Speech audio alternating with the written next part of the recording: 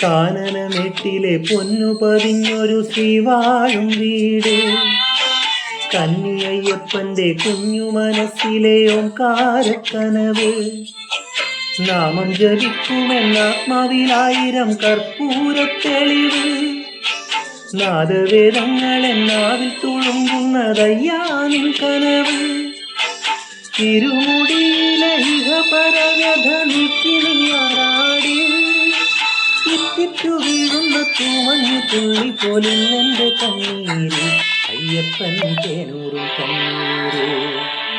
പാലാഴിച്ചേലോടെ പായും പമ്പേ നിന്നെ പൂണൂലായി പൊന്നയ്യൻ ചാർത്തുന്നുണ്ടേ.